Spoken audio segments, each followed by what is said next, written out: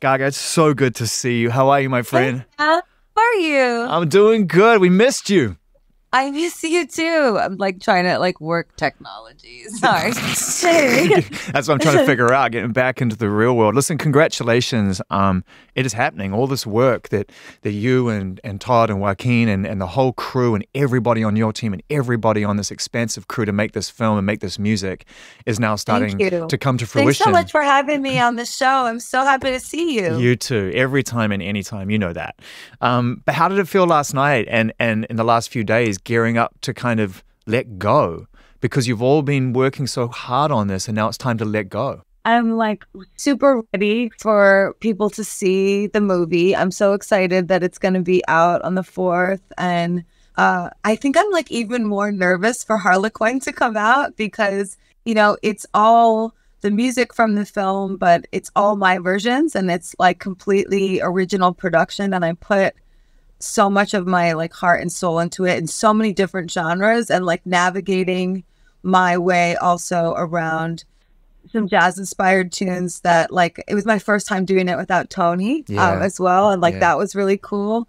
So I'm just excited for everyone to hear it, you know. It's such a cool and so it's so you to do this, to embark on one discipline, one exercise of creativity, and then decide to be, you know, I'm inspired and I now want to go and I want to take this deeper and I want to try this a different way. And so I'd love to talk to you a little bit how you approached Harlequin from the point of view, because the way I think it's being positioned, at least to me, is it's LG 6.5. So it feels like it's like half Gaga and half Lee, and sort of what is the balance here within the performance and the creative aspect of this album between character and you? You know, like I think that for me, this idea of like dual identities was always something that was a part of my music making. And I was always kind of like creating characters in my music. And when I made Lee for Joker, she just really had this profound effect on me. And also, you know, the film has so much music in it, so much music that I love. And I was able to discover the character, you know, through the story, through the music that we did live every day, as well as dance and the costumes and the makeup. So, you know, I kind of had this deep experience with the character, and she just didn't really leave me creatively. And I decided I wanted to make a whole album inspired by her. She's like a really complex woman, and I think particularly as a woman in music and a female producer, it was really fun to go, you know, this album will be, and I will be what I want when I decide, whenever I feel like it. If I want it to be blues, it'll be blues. If I want it to be funk, it'll be funk. If I want it to be soul, it'll be soul. It sounds really free. I mean, it sounds really, really fun as well. Like I can hear you performing on this album, like at such a high level and loving every take. Yeah, it was really fun. It was completely freeing because, you know, calling it LG 6.5, it's kind of not beholden to like pop music or maybe pop culture in like the same way that some of my other releases might be. And it kind of gave it a freedom in that way. But to me, a lot of this music also is what I would call like vintage pop. Like, you know, when all these great singers did these tunes back in the day, this was pop music. And in fact, you know, when Fred Astaire and Ginger Rogers did the classics, as soon as they did them, that was what got like indie music into the Great American Songbook. So there was like a top 40 back then. It was just formatted differently. It's true. And even finishing with That's Life, we now hold a voice like Frank Sinatra, a voice like Tony Bennett in this kind of hallowed hall of fame in terms of tone and power and passion. But back then in their moment, they were pop stars. They definitely were. And since then, there has been like all the music in the lexicon, and there has been also a total shift vocally for pop in like all the different ways we express our voices in rock and blues and gospel and church, in so much music. So, you know, I think I was just excited that the freedom of the vocal on the album came from, you know, the character Yeah. and all the music that came, after these classics, and kind of smashing it all together, that, in her mind, she would be, her greatest fantasy at any given moment. Listening to you perform on this album, I was thinking, when we hear you return within your own environment, be it taking on elements of a character in order to present a complete universe every single time, but again, slightly different this time because you've got that from the movie. You've taken the role, you've made it your own, you're bringing it now into Harlequin, the recording environment.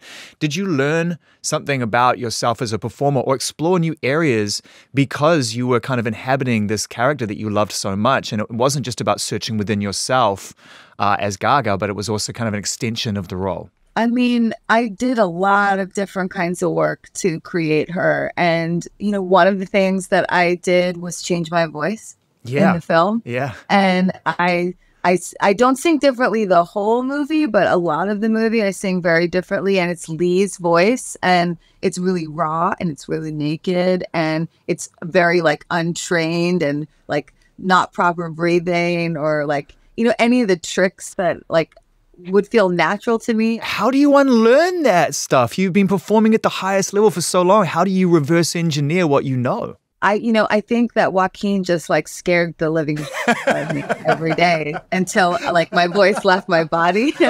No, actually it was just, it took exploration and letting go and noticing, when I just sink into my craft or my discipline, and then remembering she wouldn't do that. She doesn't have that. Don't go there.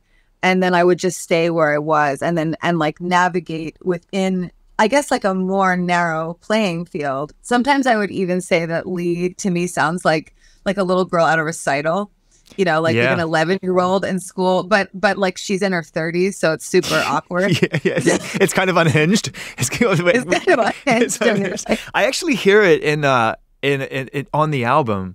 There's moments like "Smile" to me is one of my favorite performances on the album. World on a String.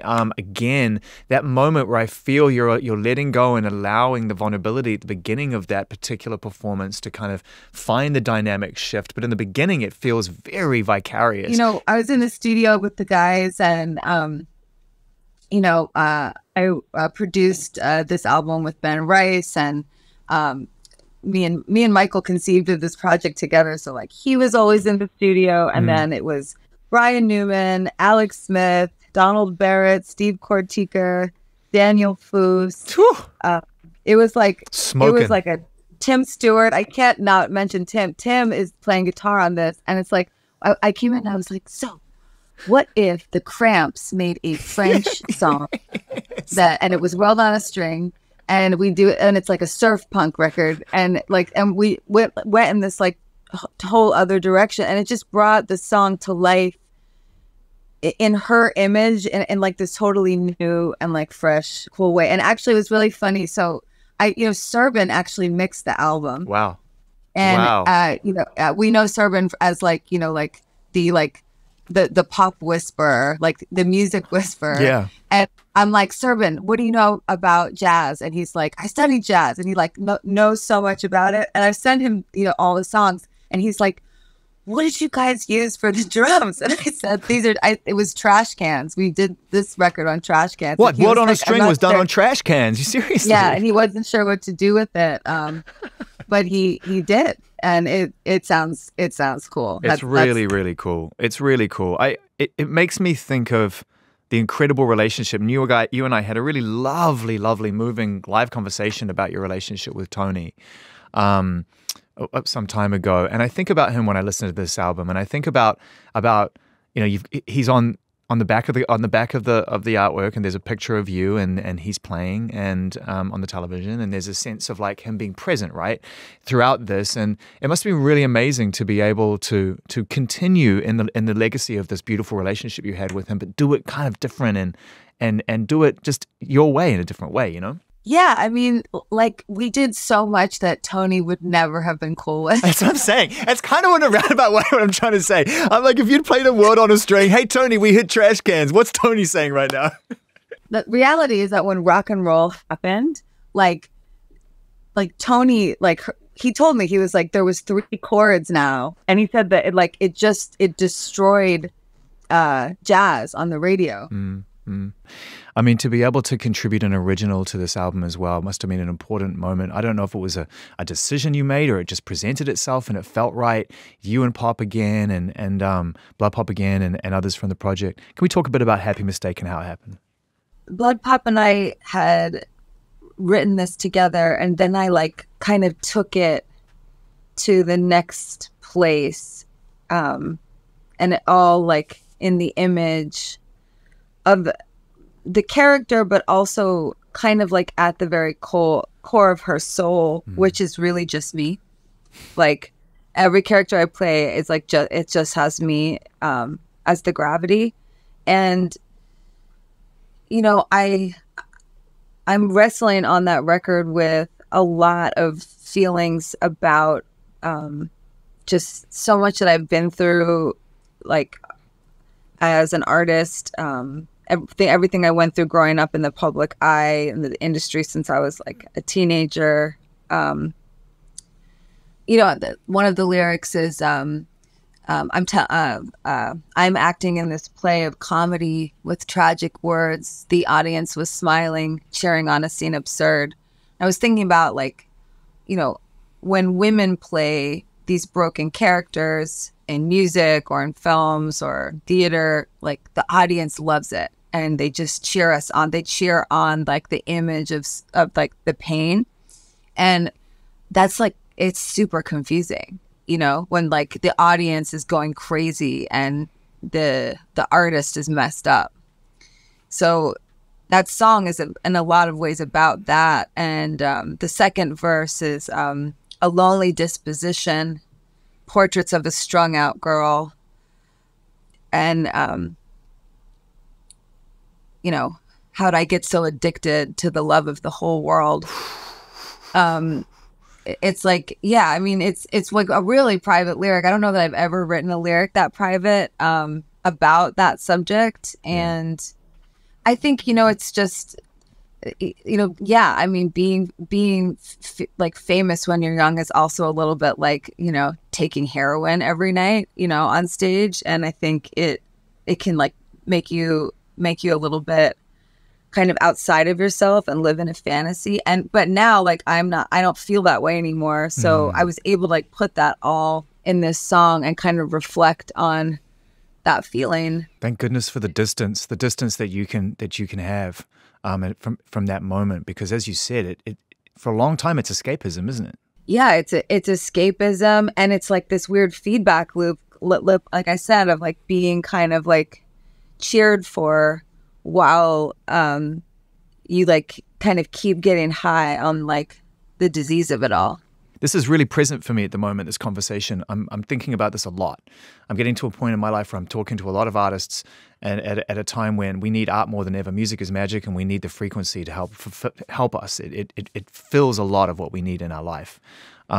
But it comes at a cost. It's a courageous objective for artists to share their true selves with people they don't know at a time when people can reach you really easily.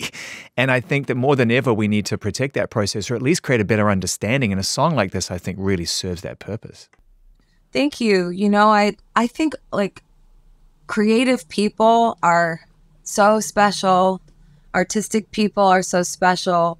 There really should be kind of no, authority that's really being wielded about like, who is good at art. I feel like that is, I'm sure, I know it's part of the culture and like we all love it, that part too. But I hope that artists feel mostly like being able to live a life where people care what you have to say is like something that we can all be grateful for, and like we all can like help create a safe space for each other to be like human and authentic. I see so many people like just like living in their authenticity, and I hope that just gets celebrated as much as possible.